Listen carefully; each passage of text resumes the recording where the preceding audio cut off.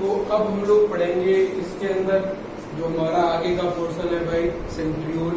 Centriole के बाद हम लोगों को पढ़ना है कोशिका के अंदर रिक्तिका के बारे में। रिक्तिका जिसे हम लोग इंग्लिश में कहते हैं वैक्यूल।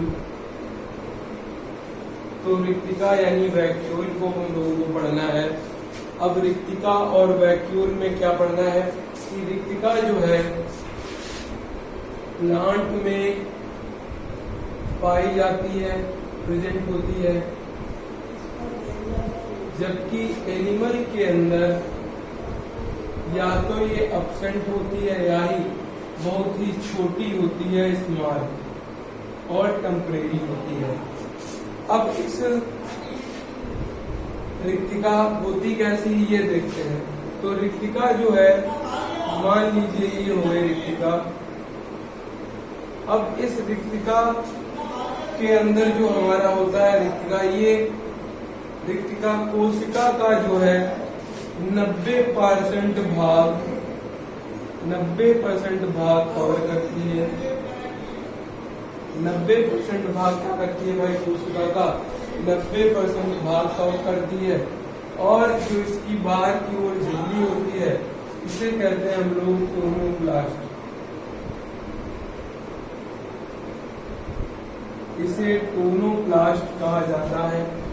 90% भाग होता है क्या इसके अंदर, और जो इसके अंदर द्रव भरा रहता है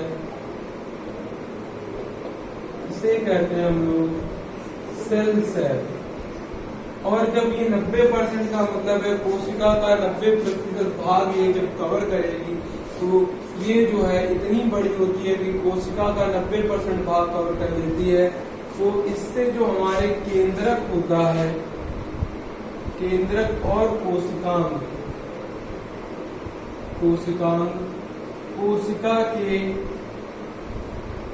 कोशिका के परिधि पर पाए जाते हैं।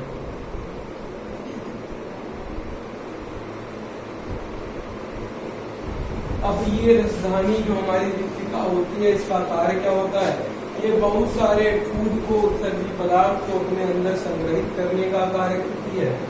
और जंतुओं के अंदर कुछ ऐसी रिक्तिकाएं होती है जो भोजन को अपने अंदर स्टोर करती है। उन रिक्तिकाओं को हम लोग फूड वैक्यूल या खाद्य रिक्तिका के नाम से जानते हैं। तो ये हमारी रिक्तिका में पूरी तरीके से कंप्लीट हो गई। क्या जाना है रिक्तिका के बारे में कि रिक्तिका जो है प्लांट के अंदर पाई जाती है और एनिमल के अंदर या तो एब्सेंट होती है, बहुत छोटी होती है। प्लांट के अंदर प्लांट की कोशिका का 90% भाग कवर करती है। और रिक्तिका की झिल्ली को टोनोप्लास्ट के नाम से जाना जाता है। रिक्तिका के अंदर भरे द्रव को सेल्सैप कहते हैं। और 90% भाग कवर करने की वजह से केंद्रक और इसके कोशिकांग जो है कोशिका के परिधि पर पाए जाते हैं। तो ये रिक्तिका हमारी पूरी तरीके से क्या हो गई भाई, कंप्लीट हो गई। अब हम लोगों को पढ़ना है प्लास्टिड लवक के बारे में।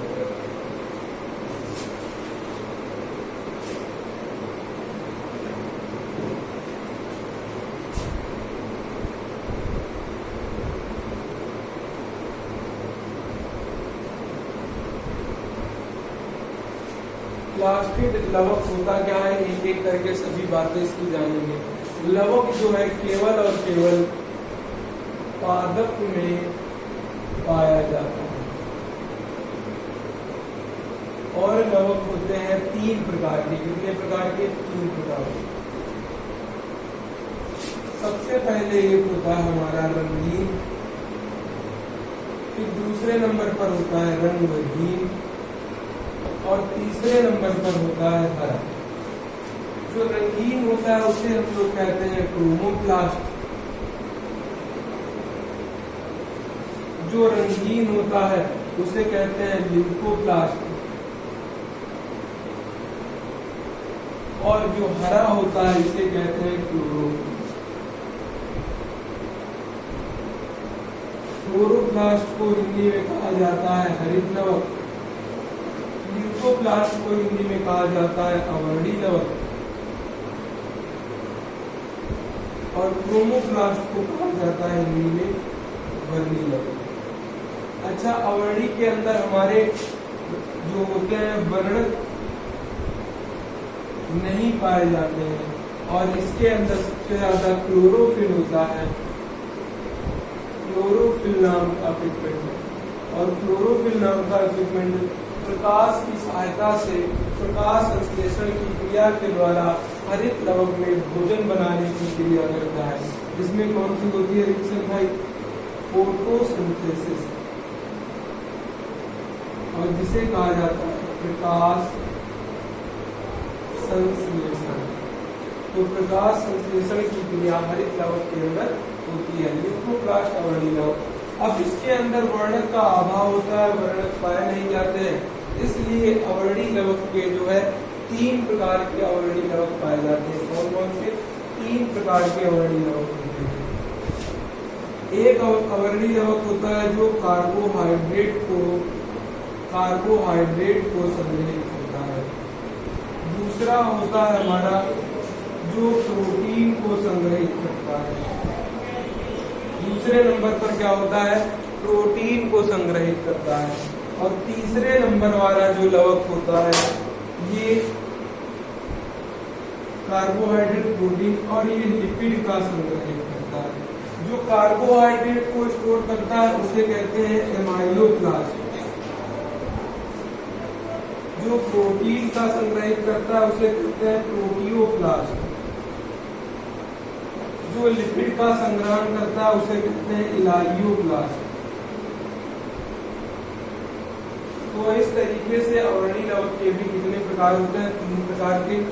अब प्लास्टिड के अंदर 3 तरीके के वर्णक देखिए। एक हमारा था क्लोरोफिल,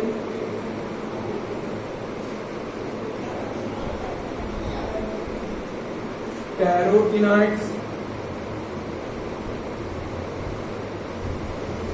और ज़ैंथोफिल।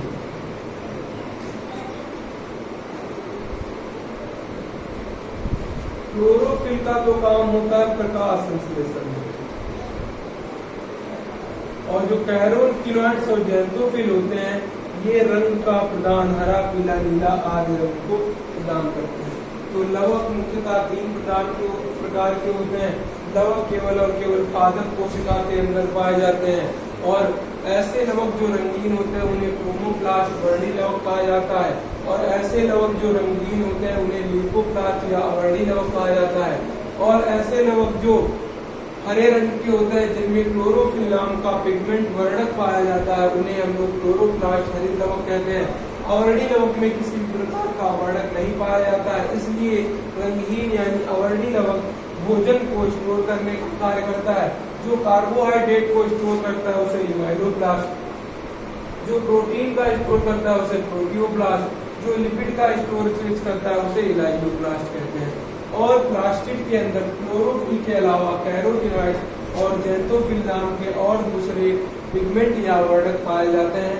क्लोरोफिल पिगमेंट का काम होता है प्रकाश संश्लेषण की क्रिया में, जबकि ज़ैंथोफिल और हमारे कैरोटीनॉइड्स वर्णक का काम होता है ये हरे, पीले आदि रंग को दर्शाते हैं। तो ये हो गया हमारा लवक के बारे में।